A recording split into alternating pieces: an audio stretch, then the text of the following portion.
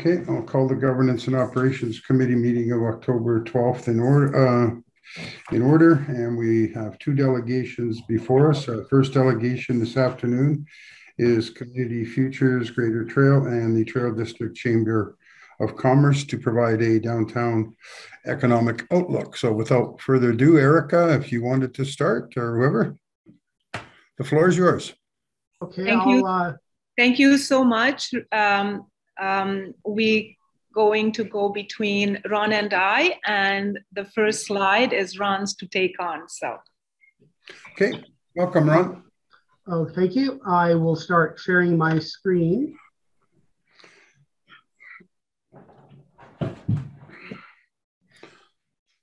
Hopefully, you can all see this.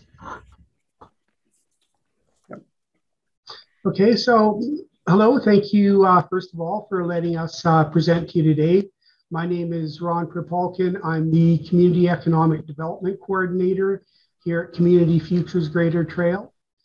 Community Futures and the Chamber of Commerce requested this presentation to discuss downtown improvement. Our goal is to collaborate on ways to move forward in a post-pandemic economy, and that's what we want to discuss today. We all support economic development, but our organizations do it in different ways. Community Futures and the Chamber frequently collaborate, and I personally find it very beneficial. We've been hit by both a pandemic and an opioid crisis. We feel the more knowledge, information, and synergies we can share, the better chance we have to support our communities. We don't generally report to the City of Trail or present, but we would like to share with you who we are and what we do. And I will start with Community Futures, and then like Erica said, I'll pass the podium over to her. So Community Futures' mission is to enhance regional economic prosperity in the communities we serve by delivering accessible entrepreneurial services and support with loans, coaching, business resources, and community economic development initiatives.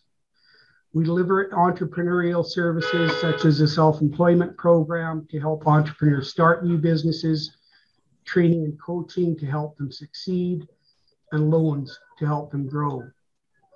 We also deliver on economic development projects such as the South Kootenay Business Center to provide space to new and relocating businesses.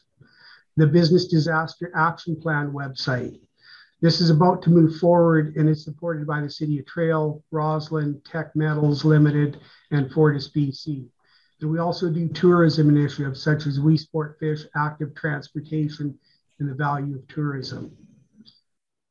Our vision is simple.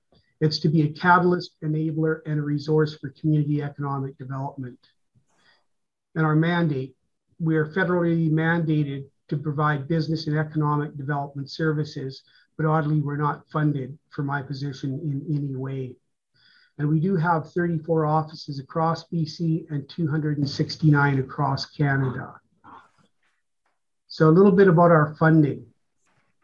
We're funded by Pacific Economic Development Canada, or Pacifican. It used to be Western Economic Diversification Canada. Now they've rebranded.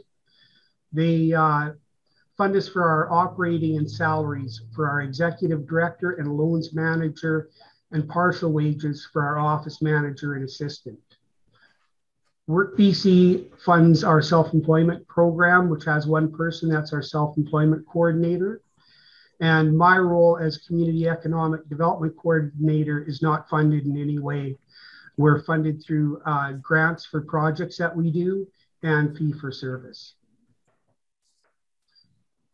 So I would now like to pass the podium on to Erica, and she can tell you a little bit about the Chamber of Commerce. Yeah, thank you so much, Ron. So I'm Erica Kress, the Executive Director of the Trail and District Chamber of Commerce, and we have our newly developed mission, vision, and core values I'd like to share with you. Our mission is that we support and encourage prosperity within our region, one business at a time. Our vision to be an essential resource in a thriving business community. Earning your trust through our core values, which are the following: teamwork, collaboration, fostering a cohesive, forward-thinking environment; accountability, taking responsibility for both our actions and outcomes; member satisfaction, providing meaningful services for our members; and diversity, inclusiveness, embracing all sectors of business, culture, and lifestyle. Just like the Community Futures, the BC Chamber, the Chambers of Commerce are located across British Columbia to provide business and economic development support in every corner of the province. Our funding sources as follows. We are a two-person operation, myself, the executive director, and our membership manager and executive assistant, who wears two hats but is one person. Some of our funding sources are Chambers of Commerce Group Insurance Plan, membership fees. I'd like to point it out that just over 2 years ago, when I started in this role, we had 238 members. Now we have 290 members. We have a contract. We are holding a contract with Tech Trail Operations currently, running their interpretive center. We are also offering pillar sponsorship packages, grants for program delivery, and municipal support for high-level advocacy. And you can move on to the next slide, Ron. Okay, so economic development means different things to different people. For initiatives, it can be downtown revitalization, communities in bloom, events, tourism, and so on. But I rather like how the province of British Columbia defines it. They define economic development as programs, policies, or activities that seek to improve the economic well-being and quality of life for a community. Now, how is this delivered? Again, I'll refer to the province of British Columbia, and they define economic development strategies as creating more jobs and more job variety, keeping businesses and getting new ones, a better quality of life, more people and businesses paying taxes, more productive use of property, promoting your community's assets, making and selling more of your local products, and more skilled workers living in your community. I like this because it's simple and to the point. As you can see, most of these strategies deal with jobs and business. It stands to reason supporting business growth and development should be a priority. And these are the kind of strategies the Chamber of Commerce and Community Futures regularly engage in. So how does the Chamber of Commerce and Community Futures support business? Well, this slide shows how we work together. It doesn't touch on projects or initiatives, just business support at this point. So our self-employment program, this helps start new businesses. We provide instruction and support while developing a business plan. We also provide training, mentoring, and business coaching to start and run the new business. And many startups also receive financial support during the program. We also have the South Kootenay Business Center. Now, this is a business incubator that provides first offices with fiber optic internet at very affordable rates. Right now, the business center is full. We have 15 of 15 offices fully rented. There's a 16th firm that from Kelowna that just moved on to our top floor. Actually, one of our newest tenants runs businesses in both Dubai and Mumbai. And another new business is from Grand Forks, and they're looking to ramp up manufacturing of cryptocurrency mining pods right here in Trail for export. We also offer business training and mentoring. We do this by offering workshops and support at all stages of business startup, whether or not you are on the SE program. And we also offer business startup financing to entrepreneurs with a viable business plan. So now I'll let Erica tell you how they support local business. As an international grassroots organization for well over a century, the Chamber of Commerce are the natural first point of contact for businesses and for citizens alike. However, we have noticed that the lack of current investment outlook documentation on the city's website. This important tool serves us not only to attract investors, but also could help some of our current businesses to grow and expand. The Chamber's group insurance plan. In 2020, $2.5 million was paid back by the Chamber's group insurance plan to BC's Chambers of Commerce. We currently, the Trail and District Chamber of Commerce, we have currently just about 60 businesses who hold this plan. I've requested a data from the Chamber's group insurance plan on the dollar value each plan contribute to the local economy. I haven't heard back yet because nobody have ever requested that number from them. So, but as soon as I hear back, I will let you know. I will let the mayor and council know what is the dollar value that the chamber plan regurgitate back into our local economy every year. This group insurance plan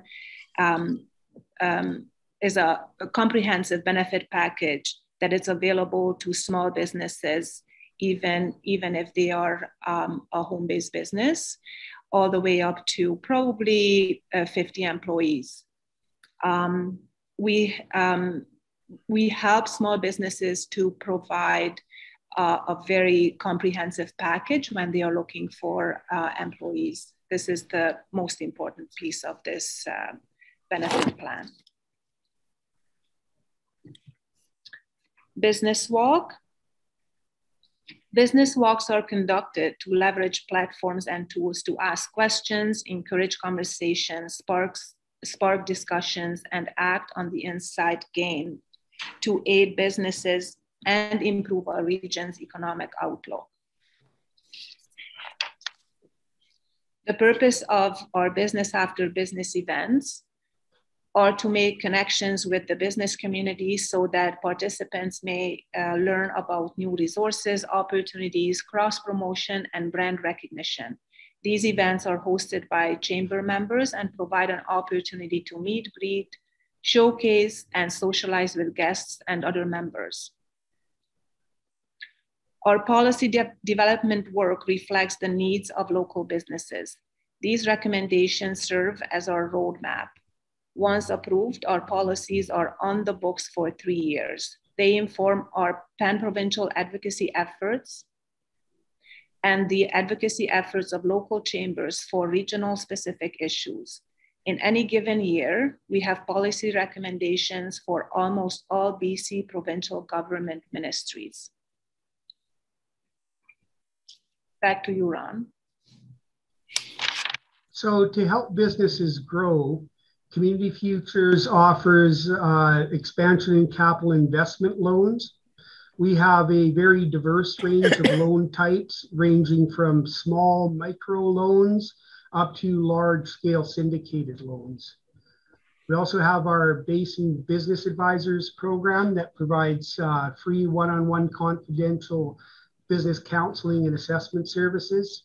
Now, these services range from operations and financial analysis to human resources and marketing support.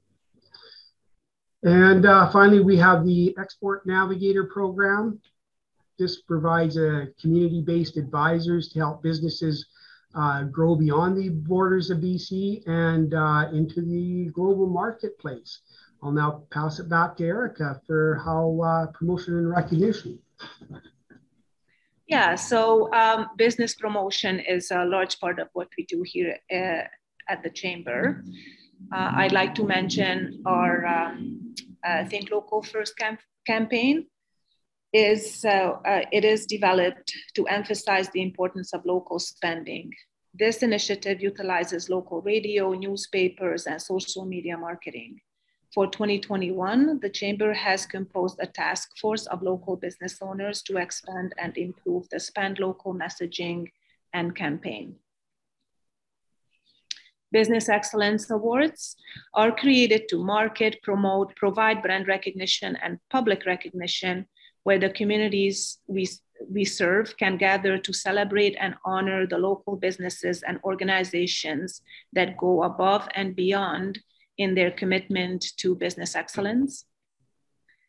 And the third one that I'd like to mention of the many is the Business Recovery Advisor program.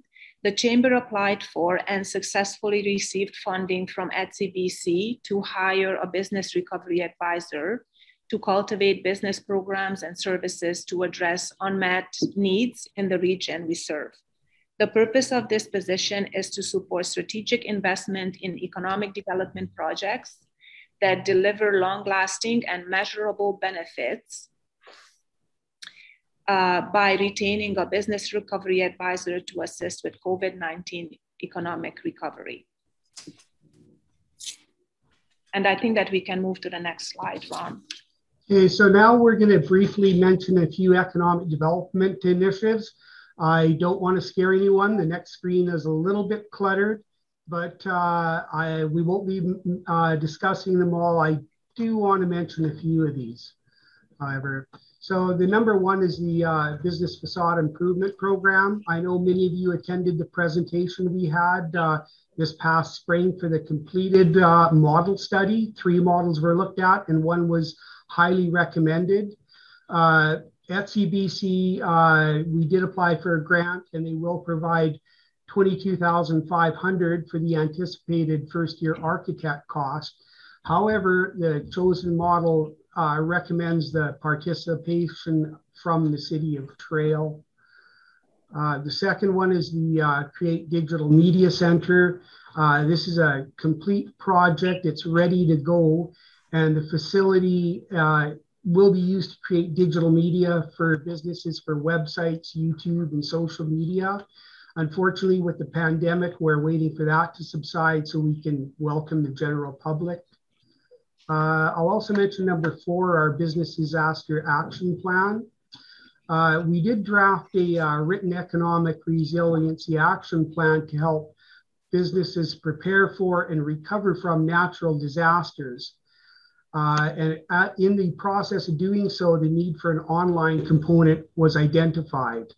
This online component will help make the information more easily accessible, and in times of emergency will provide up-to-date news and information needed by all residents. This could be things like evacuation alerts, muster station locations, road closures, disaster updates, and other pertinent information. We will be starting work on this online component in the coming weeks, and we do have the support of the City of Trail, the City of Rossland, Tech Trail Operations, and FortisBC on this one. Number 5, also We Sport Fish, our destination tourism. We started this a couple of years ago, and the purpose was to promote sport fishing in the Columbia River as a new tourism venue. On a monthly average, we have 14,000 unique website visitors. We have 20,000 Facebook views and well over 1,000 social media followers on Facebook and Instagram. This past Christmas, we promoted 42 local businesses with our Shop Local campaign. And this past spring, we promoted another 12 businesses with our Fish Local campaign. That's all of the initiatives I want to mention. At the end of the slideshow, there's actually a lot more information on the goals and statuses of all these initiatives. I've supplied Michelle with a copy of this presentation, or you can just contact Erica or myself for a copy of it with all these initiatives and details on them. And once again, I'll pass the podium over to Erica. So I am not going to scare you and talk about all 17 economic development initiatives either, but please allow me just to mention a couple of them. One being the Chamber holds a biannual consultation with our local MLA to allow local business owners to bring their questions and concerns directly to Katrina Conroy. This is an example of the Chamber's advocacy work on all levels of government. Our next meeting, I just got a confirmation this morning actually, is set for October 22nd from 11 to 11:30, and is going to be on Zoom, of course. And yeah, so this is our second meeting with our MLA this year. The first one was during Chamber Week, and the second one in October is taking place during Small Business Week. That's how we celebrate small businesses. I would also like to mention that through BC Mind Reader, which is the BC Chamber survey platform, we regularly gauge the health of our business community. This province-wide platform now has reached the point of participants where the Kootenay-specific data can be studied and shared with our provincial government for decision-making purposes. The Kootenay Teen Chef Club, which we just launched this year, builds self-confidence and awareness of career and entrepreneur options in the culinary, micro food processing, and agricultural industries. Teen chefs ages from 13 to 18 shop at Trail Incredible Farmers Market to learn about local food and agriculture and have direct exposure to chef mentorship to help develop the next generation of local entrepreneurs. And lastly, I would, as Ron talked about tourism, I would like to mention that the Chamber has working with BC Provincial Parks for the past 5 years to upgrade Beaver Creek Provincial Park to their standards in order to increase tourism. And my understanding is that the renovation of the park should begin any moment now, and it is bringing a $600,000 investment into Trail. And I think, yeah, up to you, Ron. So now the question is, where do we go from here on downtown improvement? Do we move forward with the business facade improvement program? We do have the seed funding from ETSI-BC. If we don't utilize it, of course, it will be returned. Can we initiate a working group? Can we share our ideas, insights, and plans, draft shovel-ready projects, and share resources and look for funding to make downtown improvement happen? So our ask is simply this. We'd like to know if any city councillors are interested in furthering the discussion with Community Futures and the Chamber of Commerce on downtown improvement. So now we'll just open it up to questions and answers. Okay, thank you, Erica, and thank you, Ron, for your presentation. And I'll open the floor up to the members of council if they have any questions regarding the slides that both you and Erica presented. And then if we can leave the downtown revitalization discussion. It's okay, we'll break it up into two conversations. So first I'll open it up to members of council for any questions they have with respect to your presentation. Go ahead, Robert. Oh, thank you. How many new sites will there be at the Beaver Creek Park? I know they were looking for expansion up to 60, but the $600,000, how many sites is that going to allow them to have? Thank you. Thank you, Councillor. Can we invite Doug to answer that question? Okay. Are you there, Doug? There we go. Welcome, Doug. Yeah, what's happening there right now is they're not going to go above the 21 sites that are there, but it'll be brought right up to BC Park standards, and then from there they will, of course, see where it goes, and if the usage is up, they have room to expand, and they can expand quite a lot, actually. I would just like to add to it that through BC Parks, they will doing the promotion of this park from then on. So our city will get much more exposure on on a wider scale. So is the Kiwanis Club right out of dealing with the park, or do they have any involvement with the park anymore, Erica? Do you know? I can answer that, Erica. As it stands right now, they're going to be given an opportunity to run the park. Okay. Whether they want to do that or not is unclear at this time, but they will be given if they don't take it, they have a group that do all the Kootenay parks that they will be a part of anyway. They will look after the park. Okay, thanks, Doug. Are there any other questions? If not, oh, go ahead, Carol. You're on mute, Carol. Thank you, Councillor Santori. I would just like to direct this to Ron and Erica. In terms of this downtown group that you're looking for involvement with, about how many people are you looking to have on this, council or committee? Well, from my perspective, I think 4 to 6 people is a nice number of people to have on a committee. 4 to 6 or 46? 4 to 6. Oh, okay. Erica, what are your thoughts? The chamber, we pulled together a task force just recently to expand on our Think Local First initiative we started last year. And we had 6 businesses.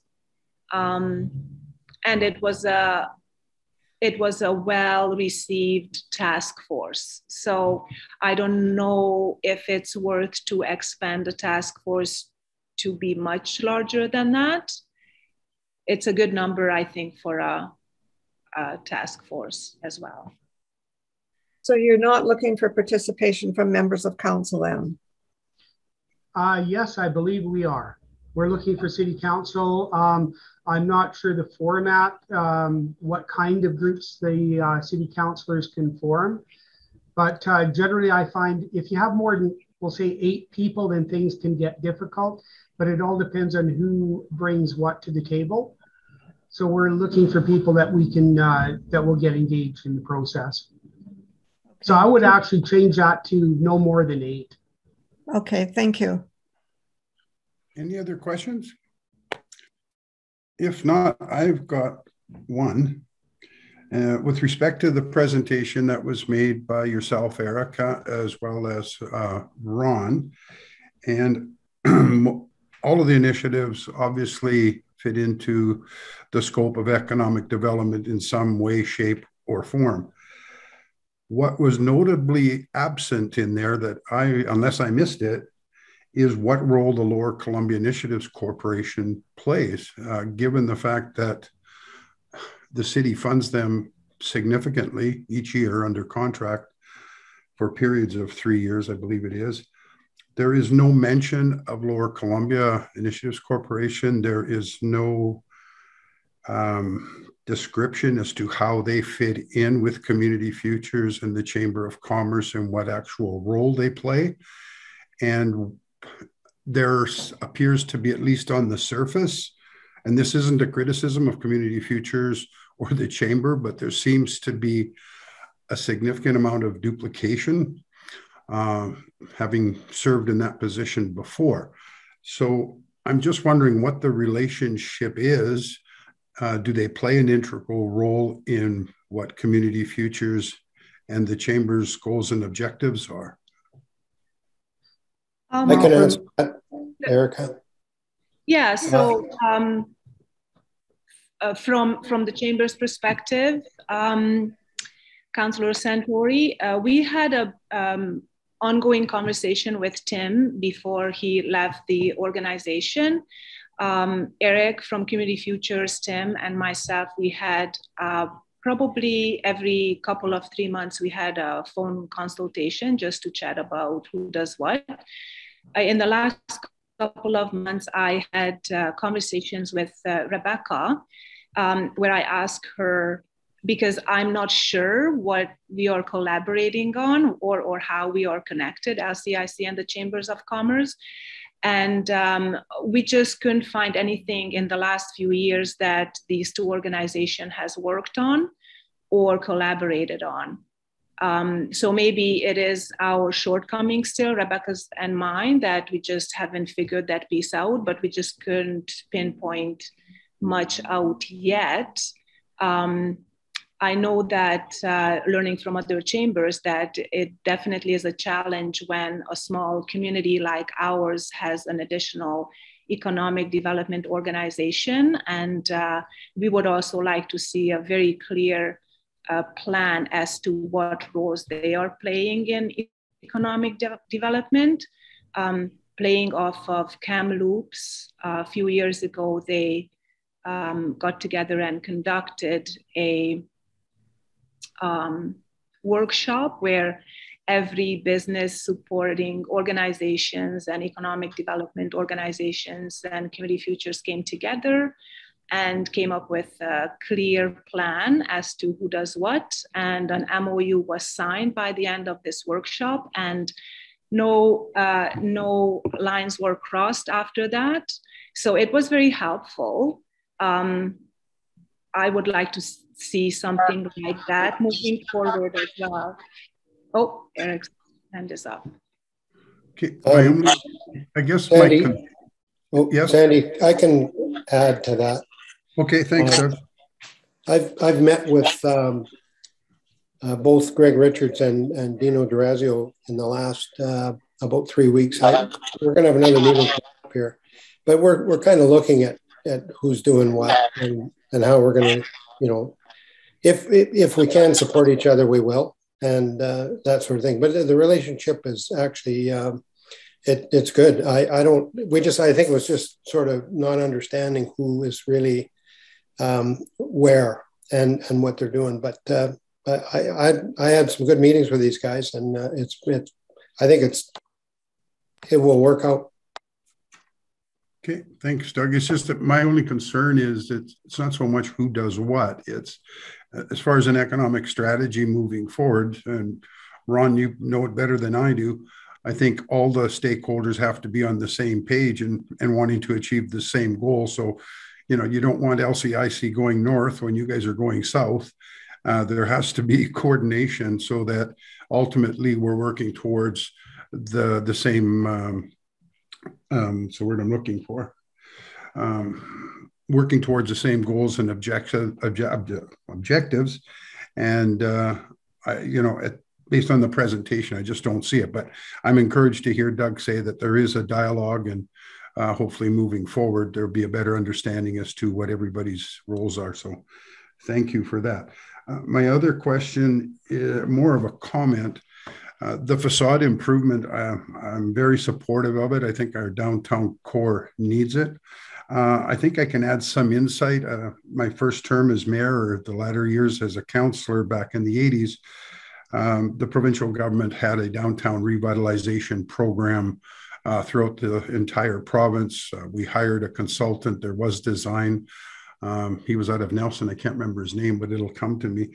But what I found then, just so that moving forward with this task force, the lesson we learned as a council back then was that the most critical point is to sell the business owner, not so much the business owners, but the building owners up front. And there has to be a tremendous amount of buy-in. Otherwise, you end up with the result that we did.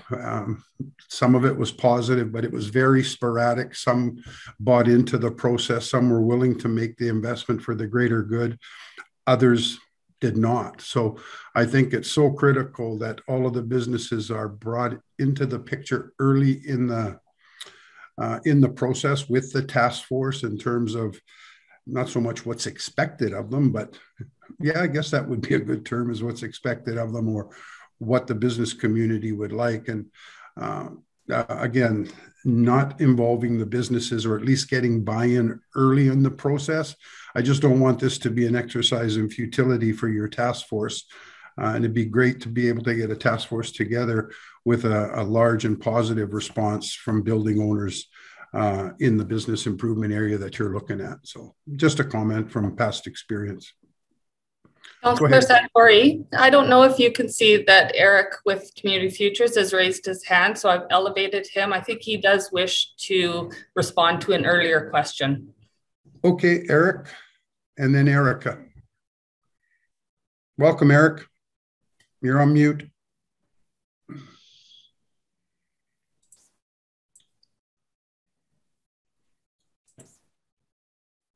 Are you there, Eric?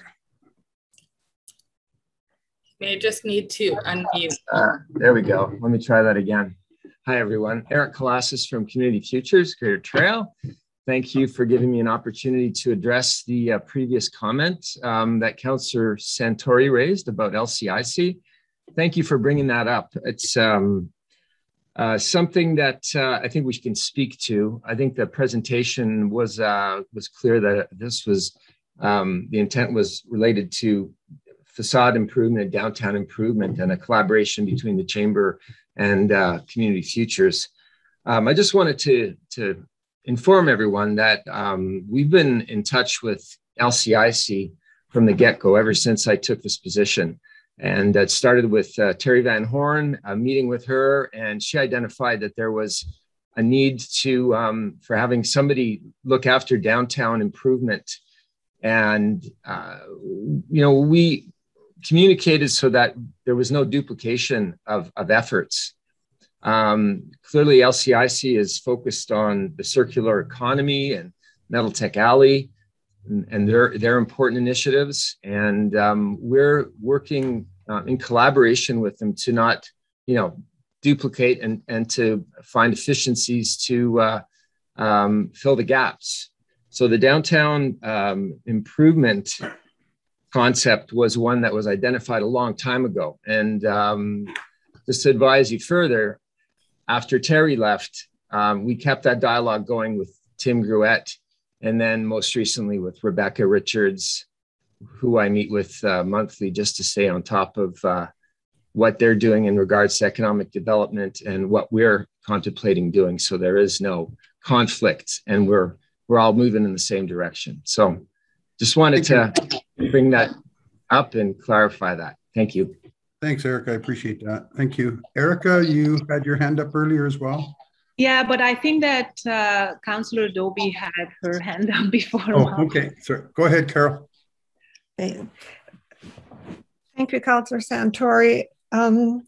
This was a number of months ago, and I think it was LCIC, and I think Mr. Durazio was part of the presentation.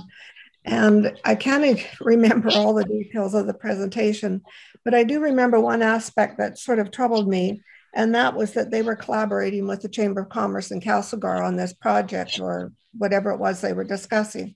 And I asked the question, why had they not collaborated with the Chamber of Commerce and Trail? And I was really surprised, because if we're trying to talk about these three groups collaborating and sort of working and keeping one another informed, I was surprised that LCIC chose to work with the Chamber of Commerce in Castlegar. And I just wondered if either Doug or Erica had any comments on that. As I said, that we haven't figured it out with Rebecca as to what the two organizations worked on in the past. And as I mentioned, I would love it if all business supporting organizations could come together and do a workshop where we really just put out there what our mandates are. I mean, Community Futures being national organizations and Chambers of Commerce of international being an international organization, we have mandates from up above. And then we would love to hear what LCIC is doing. In my understanding, they are working on connectivity. And I can't remember what was the second thing that Rebecca has mentioned. And in regards to working with the Chamber of Commerce in Castlegar, I am aware that they have reached out to Castlegar and they also reached out to Nelson to see what they can collaborate with, but I'm not sure where they are. I can't speak to the outcome, but I know that they are. And again, Castlegar does not have a separate economic development organization. Thank you. Neither does Nelson. So I guess that's why they reached out to those chambers. Thank you, Erica. Go ahead, Lisa. Two things, just with respect to this collaboration piece. It's been reported a couple of times now by myself that I'd inquired with the LCIC and the Chamber and Community Futures on doing a educational session for all elected officials. It had been done probably, it was before COVID for sure, because I remember we were all in a meeting room where they would come in and speak to all elected officials about their mandates. And again, just reinforcing that, I think that would be really helpful to clear up. And just provide some clarity, because the cities often are asked for funding on where everyone is sitting with economic development and what the synergies are, and if there is any overlaps, and clearly identify those and speak to work plans. So it sounds like the three organizations probably need to get into a room together and figure that out. But it was reported back to me from the LCIC that that is a priority for them. So hopefully that'll happen for elected officials. And with respect to the downtown facade, I know it was briefly spoken about today and then asked for questions, but I'm not really clear what your ask is of the City of Trail right now. So a few months ago, you did provide some options and provided kind of I would say a high-level rollout of the program. There was no formal ask of the city at that time. I would imagine it was brought back to your task groups to try to figure out if you were going to go forward with that. And I'm assuming at this point that you probably have approval for that, and that's why you're coming back to us. But I'm really just unsure of what you're asking of the city right now. Are you asking for money? Are you asking for participation as a member on the board? It's quite unclear to me. So I don't know if that's going to come to us in a formal proposal at a later date for us to look at. Maybe you can clarify that. Thank you. So it may come as a formal proposal, but at this point, we just would like to discuss downtown improvement in general with members of City Council. We would like to go to form a working task group is what we're hoping. At this point in time, we don't know if we're moving forward with it or not. Okay. Chair Santori, if I could just make a suggestion, perhaps for Community Futures, if you could just advance that request in writing through to us. Typically, the mayor will appoint council members to the various committees or authorities, so she can consider the appropriate fit for your group from amongst council, and she usually seeks their expressions of interest as to which committees they'd like to sit on. So on receipt of your more formal correspondence, we can review that with Mayor Payson and then get an answer back to you. Thank you. That's what I was looking for. Okay, awesome. So are there any other questions of Ron or Erica or Doug? And I see Eric is still on with us as well. Are there any other questions pertaining to the presentation or questions regarding the facade improvement initiative or any comments? Okay, well, not hearing any. Thank you very much, Erica, and thank you, Ron, and we're looking forward to that correspondence with respect to the city's participation as you move forward with the facade improvement initiative. And thanks for joining in and answering questions, Doug and Eric. Very much appreciated. And have a great day. Thank you so much. Thank you for your time. Thank you. Thank you. Bye-bye. Okay, moving right along, I take it that BC Transit is not here yet, so we'll move on to the Public Works Department report, and I'll call on Chris. Lisa, can you just take the chair for about 2 minutes while Sure, absolutely. Thank you. Okay, so we're on item number 2.1, Public Works Department. This is the operational report. And Chris, I'm just going to turn the floor over to you to provide highlights for your report and then field any questions from council that may happen. Okay, thank you very much. Unfortunately, I have to run to a site meeting shortly, so I would prefer not to speak to the report, but I will take questions if you have any.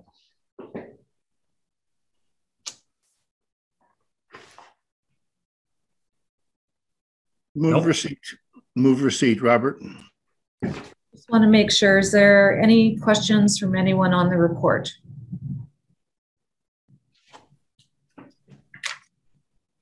No? Okay. Move receipt from Councillor Kashoni. Do I have someone to second that motion? Councillor Dobie, thank you. We'll get Councillor Dobie, thanks very much.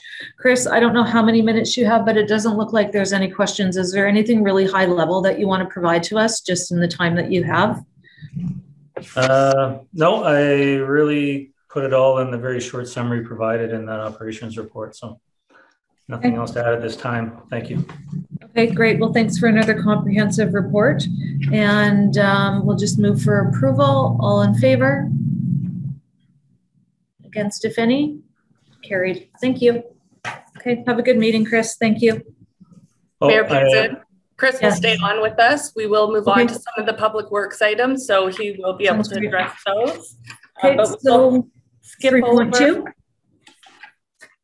Yes. Go to 3.2. Okay, yes, great. So item number 3.2 is Fortis BC Parkade Repairs Contract Award. And Chris, I'll turn that over to you. Okay, thank you again. So the purpose of this report is to provide council with a summary of the 2 times that we publicly tendered this project. We went to tender June the 22nd and again on August the 6th. June the 22nd, we didn't get any responses, and August the 6th, we had 1 response from Corvus Contract or Construction, who is recommended contractor for this award. So what had happened after the second time we tendered the contract, our engineering technician, Kyle McCormick, worked extensively with Corvus Construction to come up with a practical solution to the repairs that are required at the Fortis Parkade. I'm on a Zoom call. Who am I speaking with? So the problem with the initial repair was that it was quite technical, and the particular item that we're using to fix a joint is not widely used in this area. So none of the local contractors were familiar with it. So they worked to come up with a more simplistic design, which was easier to put in the ground. So what we're recommending now is that Council approved the direct award of the Fortis BC Parkade Repairs contract to Corvus Construction in the amount of $106,850 plus all applicable fees and charges, contingent on Fortis BC providing a deposit of $72,850 plus all applicable taxes, fees, and charges to the city to cover their portion of project costs. So a bit of the background there is that the Fortis BC Parkade is a shared structure. So the portion of the parkade directly beneath the actual Fortis building is deemed to be Fortis's responsibility, and the parkade below the surface parking lot is deemed to be the city responsibility. So the portion of the repair that we're looking to do, so the city's portion will cost $34,000 and Fortis's portion will cost $72,850. So we had previously established a capital budget in the amount of $68,400. So the city's portion fits well within this established budget. Councillor Santori, do you want to complete this one? Okay. Yeah. Okay. So what are council's wishes? Any questions of Chris? Go ahead, Eleanor. You're on mute, Eleanor.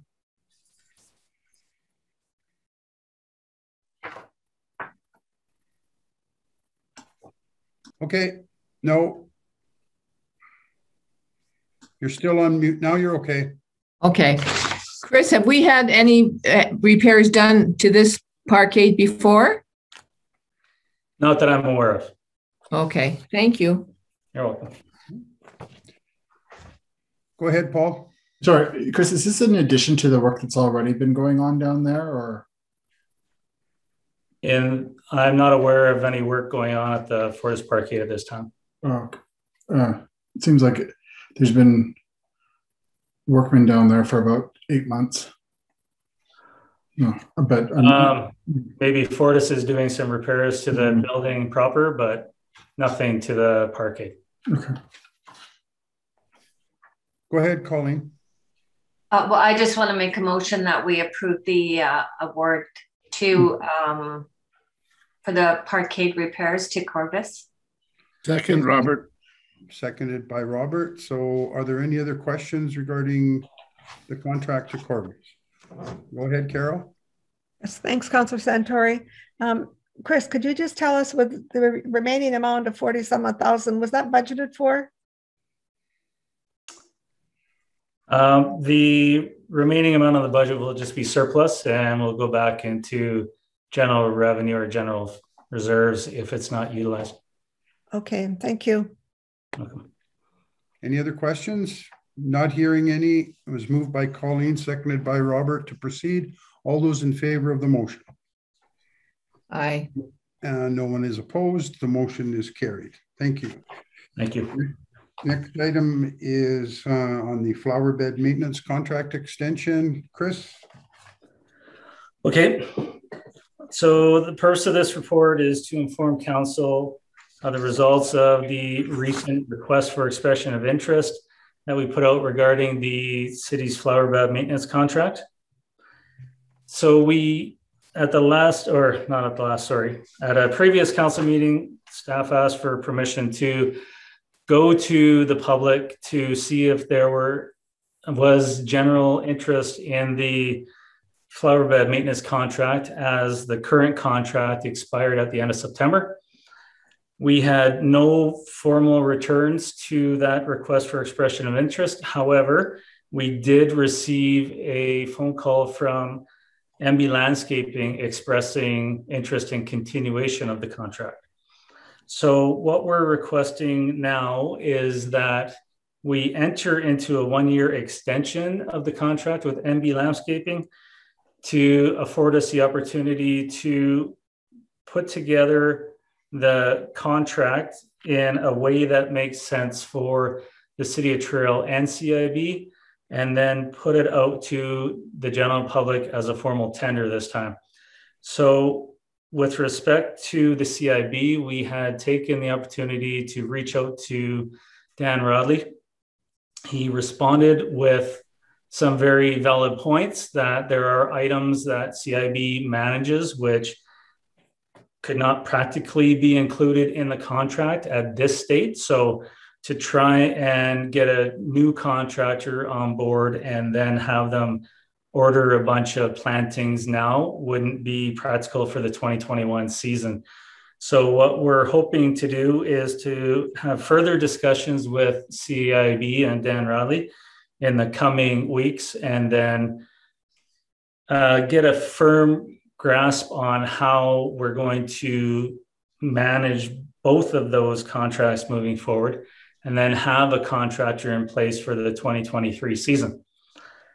So hopefully that commentary made a bit of sense. Mm-hmm. And what we're requesting at this time of the recommendation is that council direct staff to proceed with contract negotiations with MB Landscape Design for a one-year extension of the flower bed contract, and that negotiating one-year extension to the contract with MB Landscaping is in the city's best interest. This is the Deputy CAO's comment. So that negotiating a one-year extension to the contract with MB Landscaping seemed to be in the best interest, city's interest at this time, and accordingly is being recommended.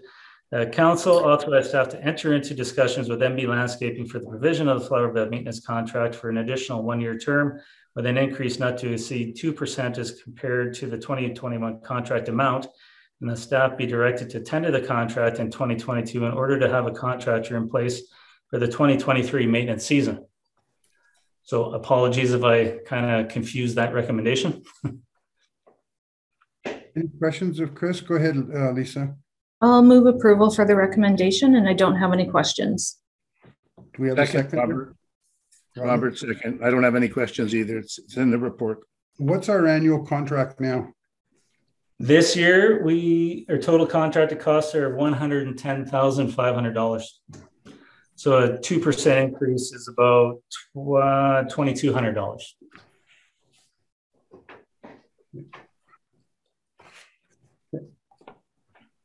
Any other questions?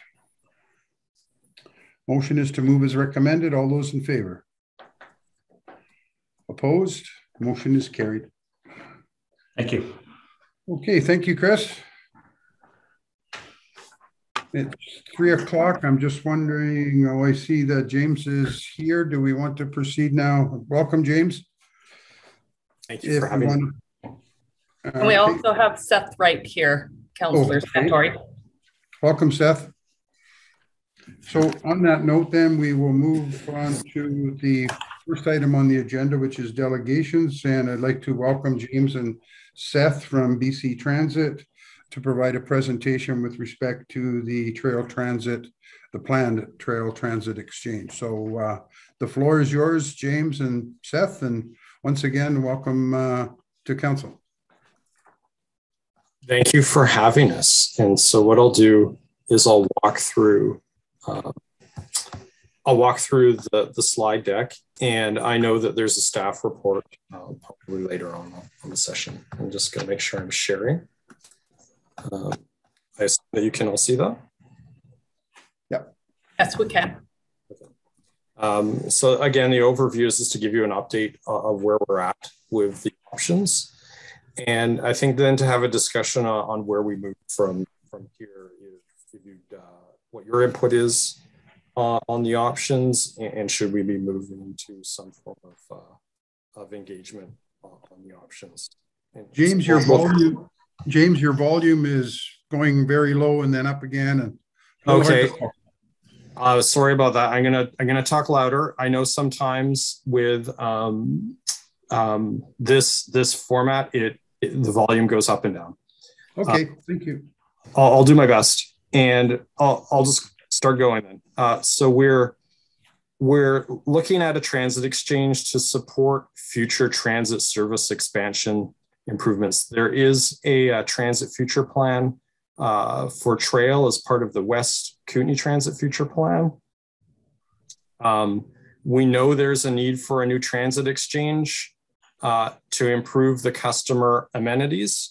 We know that we need more space in the future if we want to add bus routes and transit service levels to the system. And it's an opportunity here to improve the downtown, enhance the sidewalks, make the transit area a nicer place. We're taking advantage of this right now because through the federal government, there's a Canada Infrastructure Program that reduces the share of the cost of transit infrastructures to 20% for local governments.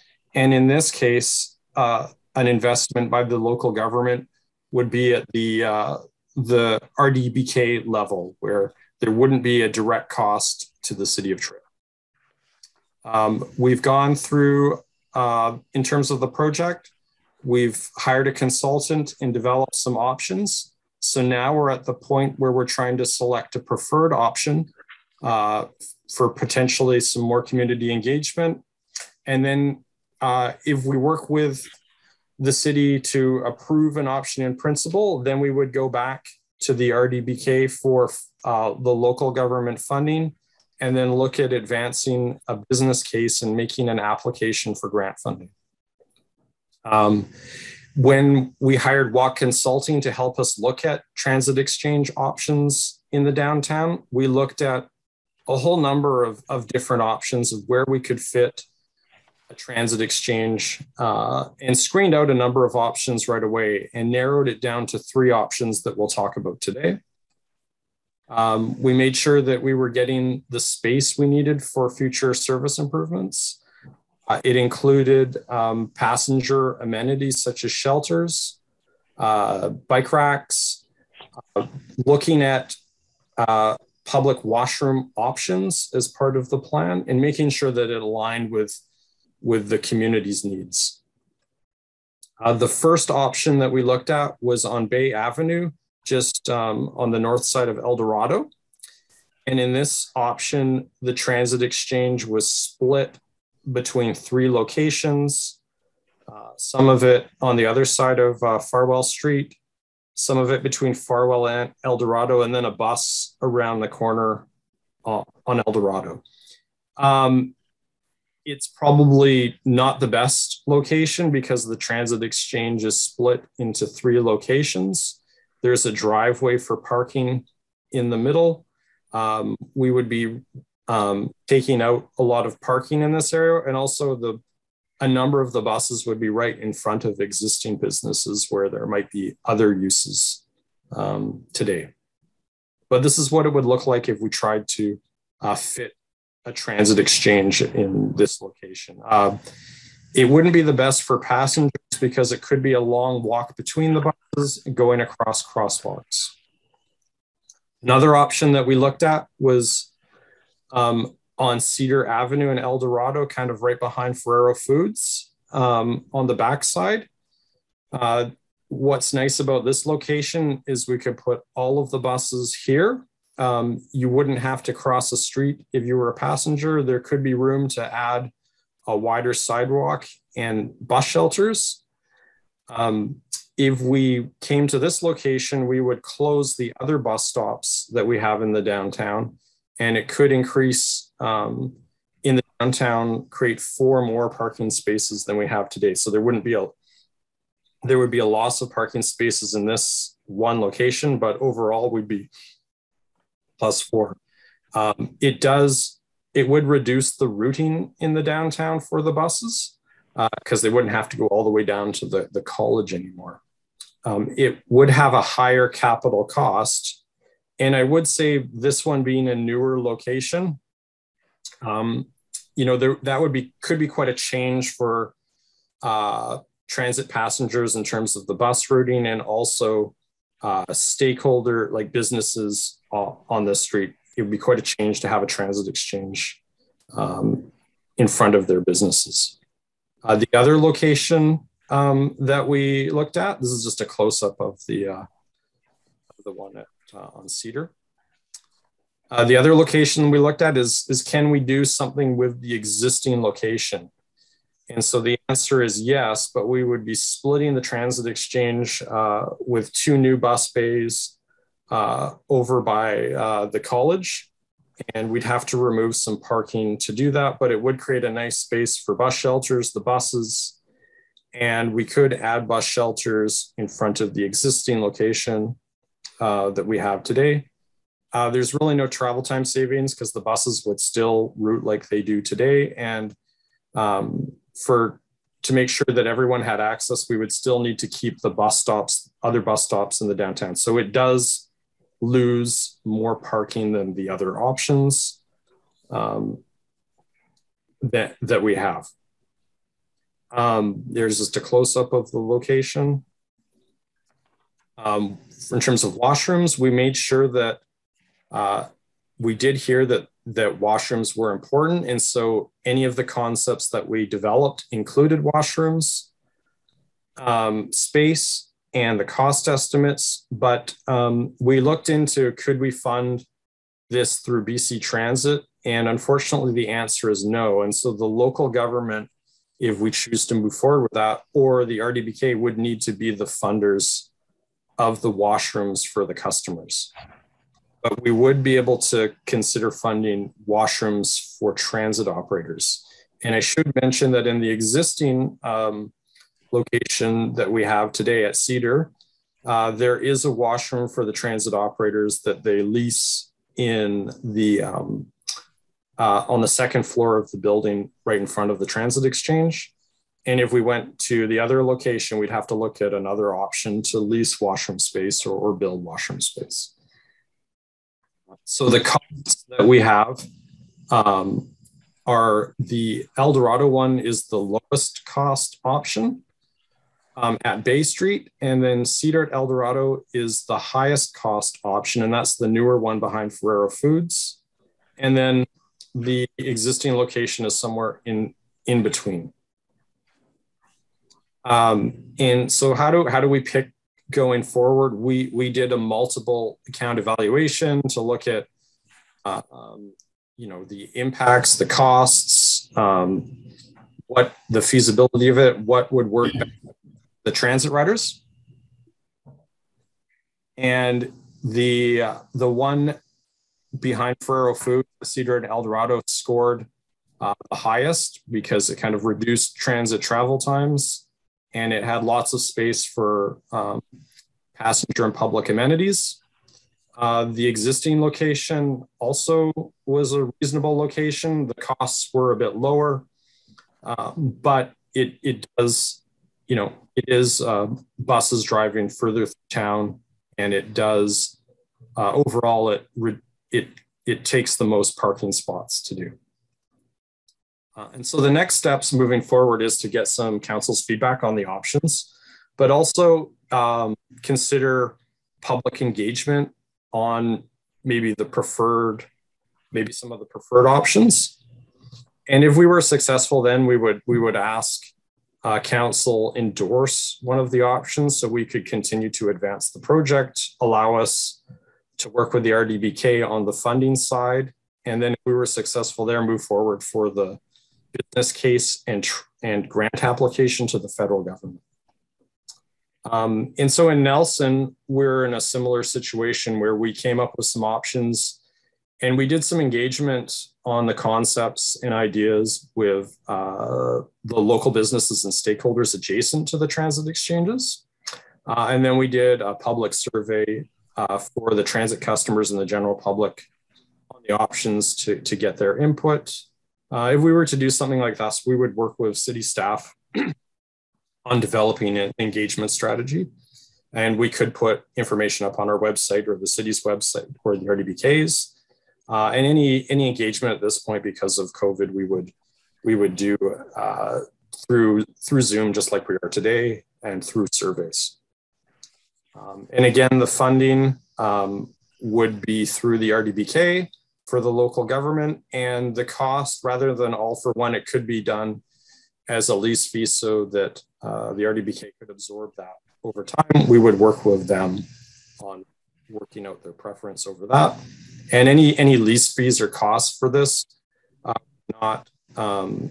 would not go through the local government until the transit exchange was in service. And so like any further design work, which we would need to do, would be funded through the project to do that.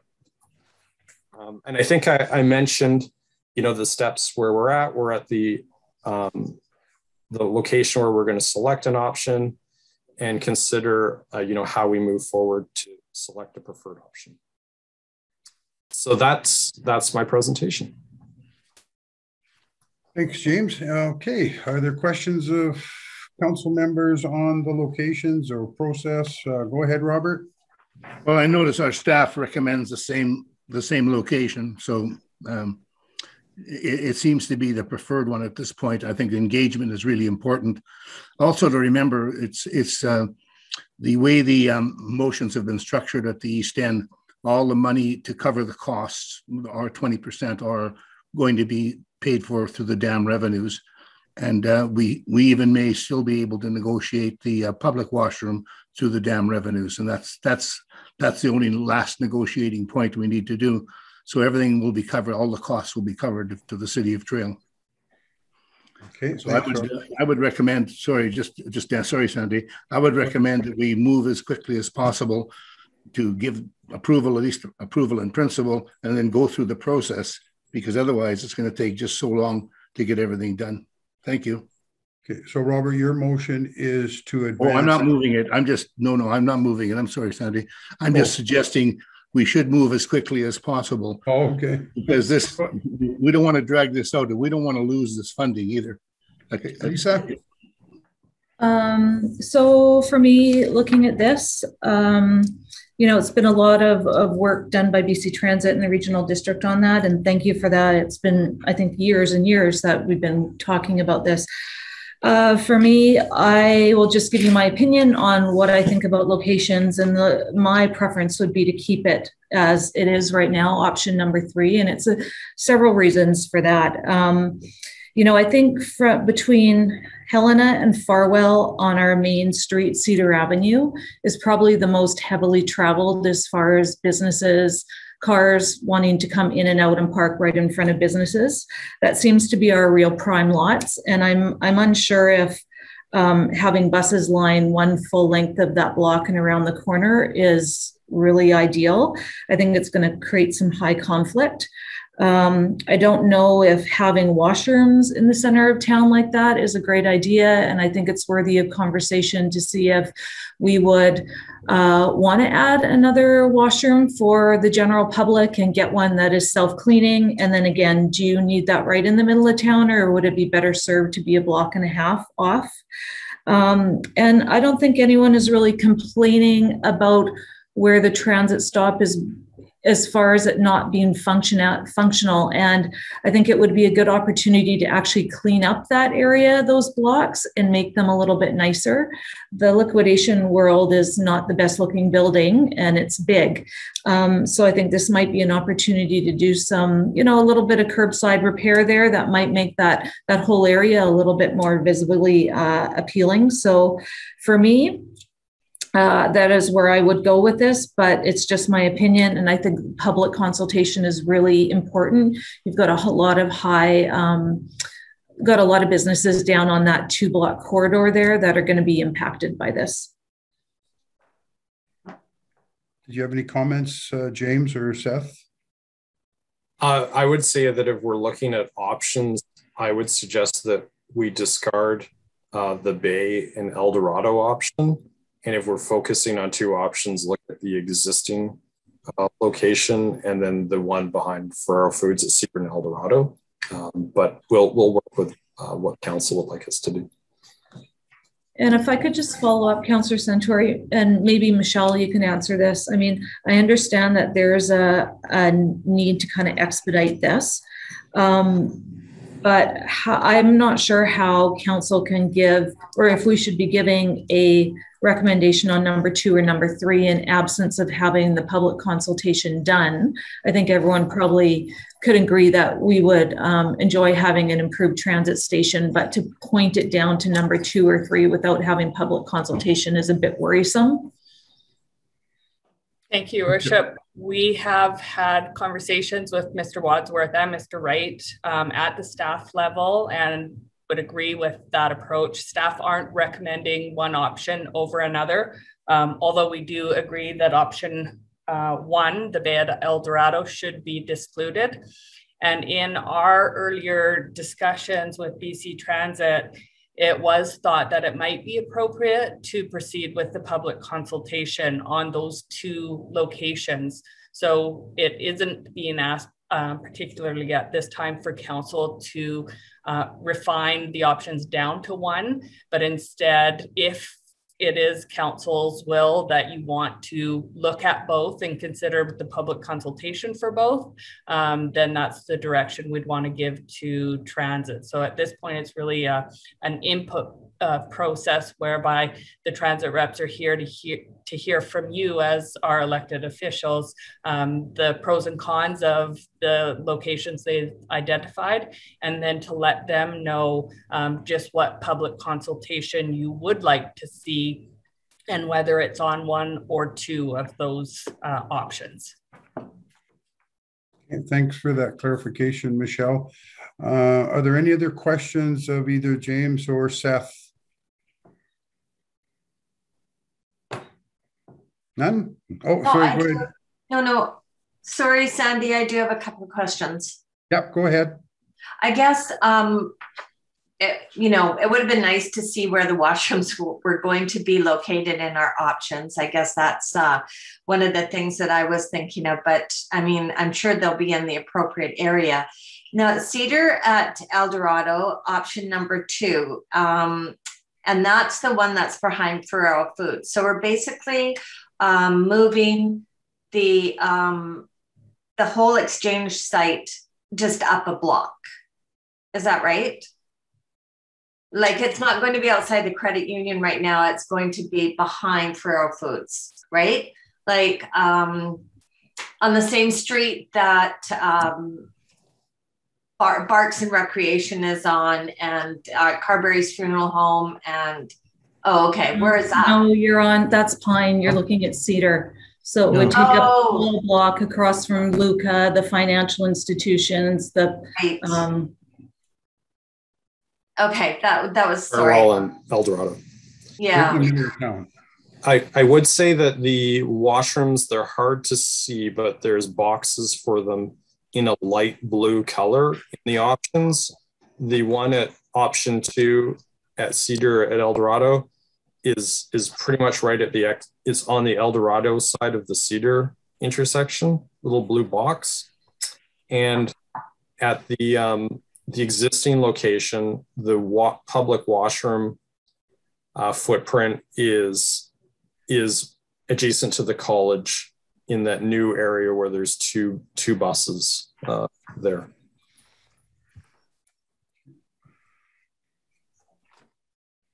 Are there other questions? Go ahead, Carol.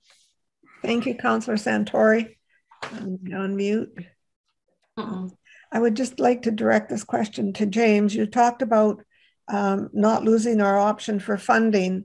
So if we go for public consultation on these 2 options, how much time do you think we should be allotting ourselves for this so that we don't disrupt any public funding? I don't think there's the program is available till 27-28. So there is time to put in the grant application. And I think we'll talk to staff first about what's reasonable for a public consultation schedule. I think ideally, we'd like to do it this fall, potentially in November or early December, but we'll probably give you some form of update through staff on how we'll do the public engagement. I don't want to rush it because I think in some other communities, maybe we were trying to do it too fast, and people, I think, want the time to be able to have a conversation and schedule a meeting with us to go over the options. Okay, thank you. Sandy, go ahead, Robert. Do you need a motion that approval in principle for the 2 options that seems that council wants to look at, and to ask staff to engage with the BC Transit to go through a public information process? Is that what you need? Is that the kind of motion you need? I don't know if I don't think that question was directed to me, but if I could, Councillor Kashoni, I think it's important, unless council is at a point today where you're wanting to put forward one of the options for approval in principle, then the motion would strictly relate to the public engagement that you might want to see around the 2 options. And BC, we're not going to plan the public consultation for transit. They'll work with us in concert, and we won't dictate as to how they undertake it, but we did hear from them the various efforts they would make to reach out to not only the downtown businesses who may be impacted, but also to transit users around the 2 locations. I'll make that motion then. Okay, do we have a seconder? And the motion is to direct BC Transit to proceed with the public consultation process with option, I believe it was 2 and 1? 2 and 3. 2 and 3. Do we have a seconder to that motion? Paul. Oh, Paul. I just have a question. Colleen brought up that location. Was Pine Avenue ever looked at? Because when I look at it, it's got the least number of impacted. It's adjacent to a parking lot and very few businesses on Pine Avenue. I don't want you to reinvent the wheel and go back. Did you look at that location? What I'll say is that's an initial location we thought would work, and also brought it up as a location, but we ended up screening it out because we realized we were taking out, significant parking, but it could be in conflict with the, I think there's a fence garage at the end of there in that block. So it ended up being screened out for the amount of space it would take up, and it would need to go significantly into another block to make it work. Can I ask a question, Sandy? Sure, go ahead, Eleanor. I'd like to get back to these washrooms that you said is going to be supposedly 100% funded by local and the regional district. After they're installed, who maintains them? Do we maintain them also? I'm assuming it would be the regional district, but I don't know. I think that you would have to come to an agreement with the regional district on how they're funded and how they're maintained. Okay, thank you. Sorry. Go ahead, Colleen. Just one more comment. I know that, and I know this because I was on your website. I did a little bit of research last night, and I know that BC Transit is, well, their mandate is to have all their buses electric by 2023 or something, is my understanding. I'm just wondering if we have taken into consideration any, docking or charging stations for the buses, just forward thinking ahead. And if so, would there be an opportunity to, have plugins for electric bikes, etc., while people are waiting for buses? I don't know. I guess I'm trying to think, forward thinking. And I just know that when I was on your website, that was mentioned a couple of times. And I thought, well, that's interesting. I wonder if that's even been considered during this whole process. Maybe what I'll do is I'll start to answer that question, and my colleague Seth might follow up with some more information. But you're correct. We are looking at transitioning the BC Transit's fleet to battery electric buses by 2040. The first step to do that is to look at in-depot charging, which is at their operations and maintenance facility of where they're coming at. And we're just doing all the homework to figure that out for each of the communities across the province. And the second thing that we're doing is we know that at some of the transit exchanges will likely need what they call fast charging equipment, but we don't understand the functional requirements for that right now. So like, what is the product that we need and how does it work and how much power does it need? So we're doing that through one of our other kind of engineering work at another transit exchange right now. And as we move along, it's something that we may want to look at the next round of design, because we'll need another round of design here once we select a preferred location. So that is a good point. Okay. Thing we're thinking about, but we need to figure that out before we include it in the design. Okay. Did you want to add anything, Seth, or did James cover that?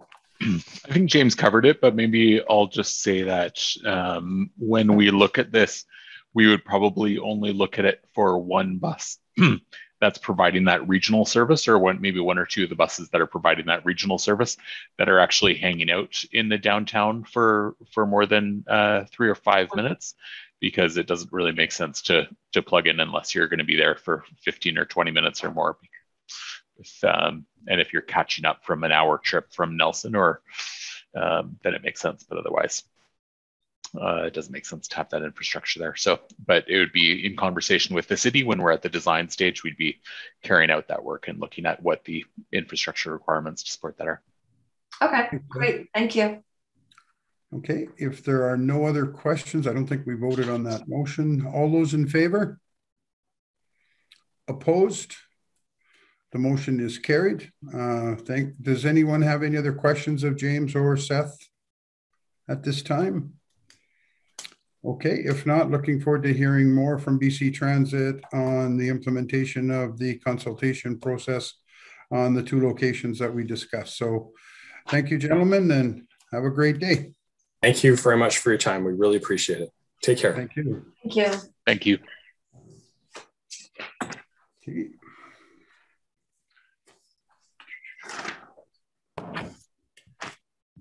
So the next item on the agenda was the Downtown Trail Transit Exchange update, but we've already dealt with that, correct, Michelle? That's correct. Okay. Move receipt. Fortis we've done, Flower Bed, Fortis BC Parkade repairs we've done. Where am I here? We're moving on. 4.1, tax sale 2021. Right. Move receipt. Just one sec here while I find the rest of my stuff now. Oh, here we go.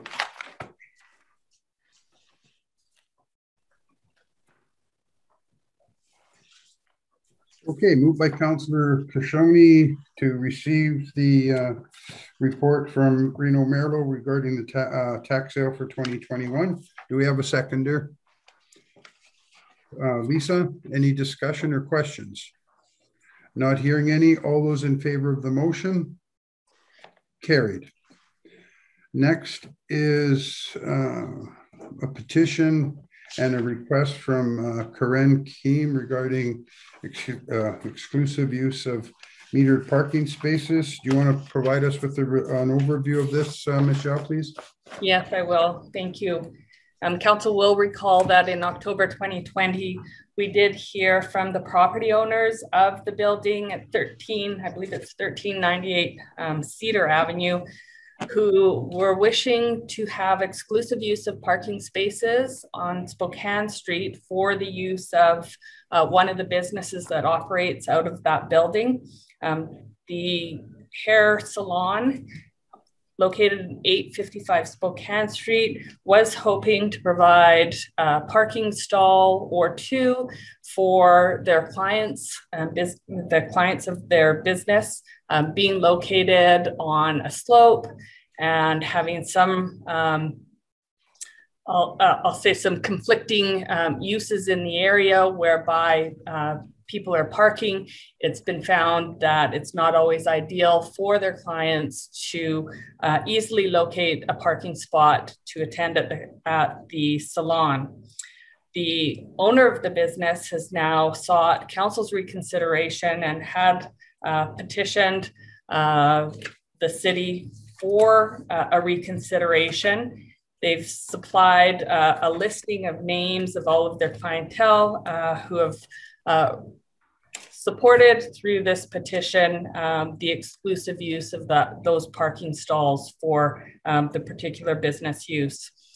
Speaking though to the council policy around the exclusive use of parking stalls for particular businesses, it is thought to be quite important to consider the parameters that were put in place by council, whereby only businesses that have a certain footprint, so very large buildings in the downtown, are eligible to receive this consideration.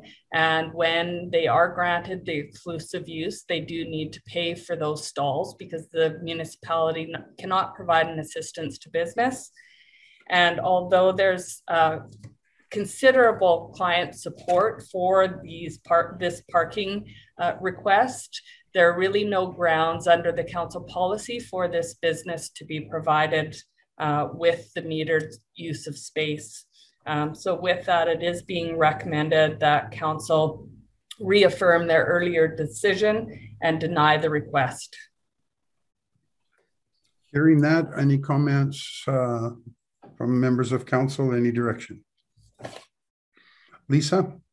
I will move to deny the request for reconsideration. Okay, do we have a seconder to Lisa's motion?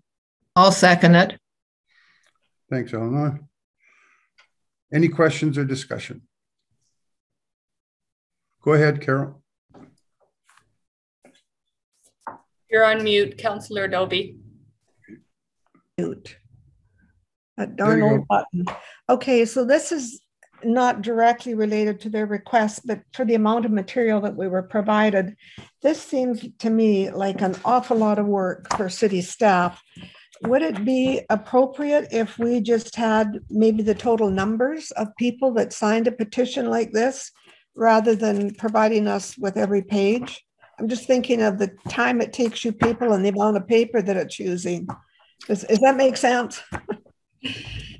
Because they went to such an effort to, I'll say, to demonstrate the support for the request, staff did feel it was important to provide the petition through. Because we are now providing paper copies due to COVID and that we're meeting virtually, yes, it did require some some usage of paper. But with that said, again, it was just felt important that you recognize the effort that the owner went to have the support for it presented to you. Okay, thanks, Michelle. Sandy? Go ahead, Robert. Michelle, if in fact it were granted, she would have to pay the full cost of those 2 meters, right? But that's not what she's really asking for, is it? She's just asking for those 2 metered spots, but she's not prepared to spend the money to pay for those 2 metered spots. That's what I understand. I can't speak to her intent around payment. The property owner, when the property owner was in touch, they were informed that there is a fee applied and they were willing to bear that or support that. Ms. Keem, when she brought forward this correspondence, she hadn't had any forward communication with city staff. So we hadn't been able to supply her with any advice or indication around what those fees would be. But certainly if council were to grant it, despite the policy that would suggest against it, then we would have to have a fee paid so that we aren't running contrary to the community charter and providing an assistance to business. It's, I believe, $480 per year per stall. That's correct. Yeah, thanks a lot. Okay, any other questions on this issue? So the motion is to deny the request. All those it's been moved and seconded by Eleanor, moved by Mayor Payson. All those in favor of the motion? Opposed? I'm opposed. Motion is carried. Okay, I believe that concludes the GOC meeting for today, unless there's some late business that we need to deal with, Michelle, or can I call for adjournment? I didn't have any items requiring council's attention. Okay, so could I get a motion to adjourn the meeting then? Moved by Councillor Payson or Mayor Payson. All those in favor? Opposed? The motion is carried. Have a great day. Still sunny for a bike ride.